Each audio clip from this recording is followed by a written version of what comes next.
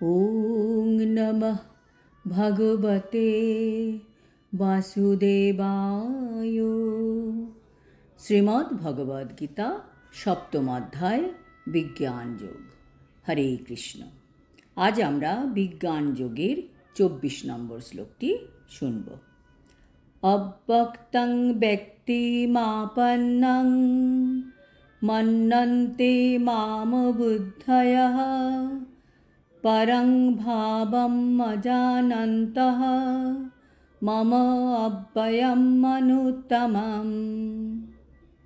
অনুবাদ: আমার সম্বন্ধে অজ্ঞ বুদ্ধিহীন মানুষেরা মনে করে যে আমি পূর্বে অব্যক্ত নির্বিশেষ ছিলাম এবং এখন ব্যক্তিসত্তা পরিগ্রহ করেছি। তাদের এই অজ্ঞতার ফলে তারা আমার অব্যয় ও সর্বোত্তম পরম ভাব সম্বন্ধে অবগত নয়। তাৎপর্য: শ্লোক 23-এ কৃষ্ণ বলেছিলেন যে যারা দেবদেবীর উপাসনা করে তারা অল্পবুদ্ধি সম্পন্ন হন। এই শ্লোকে কৃষ্ণ বলছেন যারা মায়াবাদী বা নির্বিশেষবাদী তারা হচ্ছে বুদ্ধিহীন। কেন বলছেন?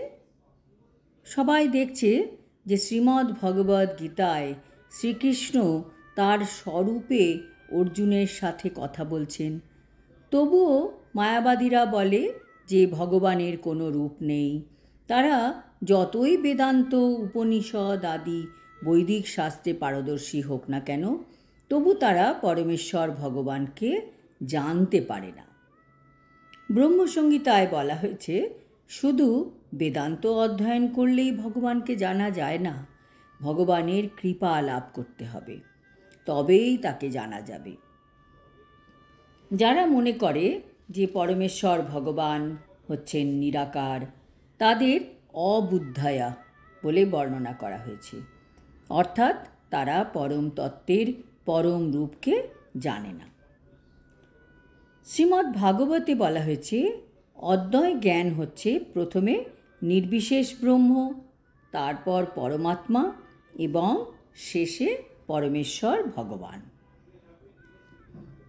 নির্বিশেষবাদীরা তাই পরম তত্ত্ব সম্পর্কে অবগত না হয়ে মনে করে যে কৃষ্ণ ছিলেন দেবকী ও বসুদেবের সন্তান মাত্র, অথবা একজন রাজকুমার, অথবা একজন অত্যন্ত শক্তিশালী জীব মাত্র।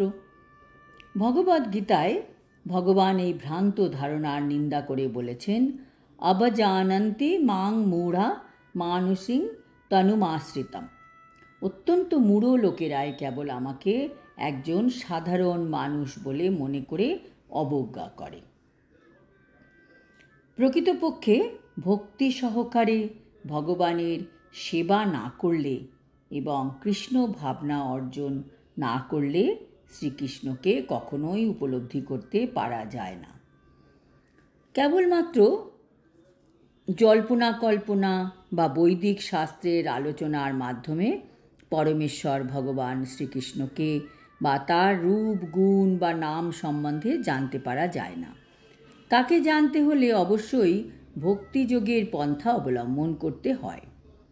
কেউ যখন হরে কৃষ্ণ কৃষ্ণ কৃষ্ণ হরে হরে, হরে রাম রাম রাম হরে হরে এই মহামন্ত্র কীর্তন করার মাধ্যমে কৃষ্ণ ভাবনামৃতে মগ্ন হন, তখনই কেবল তিনি পরমেশ্বর ভগবানকে জানতে পারেন। নির্বিশেষবাদী অভক্তেরা মনে করে যে শ্রীকৃষ্ণের দেহ এই জড় প্রকৃতির তৈরি, আর তার শ্রীবিগ্রহ লীলা আদি সব কিছুই মায়া। এই ধরনের নির্বিশেষবাদীদের বলা হয় মায়াবাদী। তারা পরম তত্ত্ব সম্বন্ধে সম্পূর্ণভাবে অজ্ঞ। 20 শ্লোকে সুস্পষ্টভাবে বলা হয়েছে, কামৈস্তৈস্তৈ ঋতজ্ঞানা প্রপদ্যন্তে অন্নদেবতা। তার মানে কামনা বাসনার দ্বারা যারা অন্ধ তারাই বিভিন্ন দেব দেবীর শরণাপন্ন হয়। দেবান দেবযজো ইয়ান্তি মদ্ভক্তা ইয়ান্তি মামপি। দেবদেবীর উপাসকেরা দেবদেবীদের বিভিন্ন লোকে যায়, এবং ভগবান শ্রীকৃষ্ণের ভক্তরা কৃষ্ণলোকে যায়। গীতা পড়ে কি মনে হয় যে বিভিন্ন দেবদেবী ও তাদের লোকগুলি নির্বিশেষ? এটি অত্যন্ত স্পষ্ট যে পরমেশ্বর ভগবান শ্রীকৃষ্ণ ও বিভিন্ন দেবদেবীরা কেউই নির্বিশেষ নন, তারা সকলেই সবিশেষ ব্যক্তি। শ্রীকৃষ্ণ স্বয়ং পরমেশ্বর ভগবান এবং তার স্বীয় ধাম আছে এবং দেবদেবীদেরও নিজস্ব গ্রহলোক আছে। কাজেই আমরা বুঝতে পারলাম যে পরম তত্ত্ব ভগবান শ্রীকৃষ্ণের রূপ এবং ব্যক্তিত্ব দুটি বিদ্যমান। আজ এই পর্যন্ত। আগামী শ্লোকে ভগবান বলবেন যে তিনি কিভাবে মূঢ় আর বুদ্ধিহীন ব্যক্তিদের কাছে কখনো প্রকাশিত হন না। হরি ওম তৎসৎ। হরে কৃষ্ণ।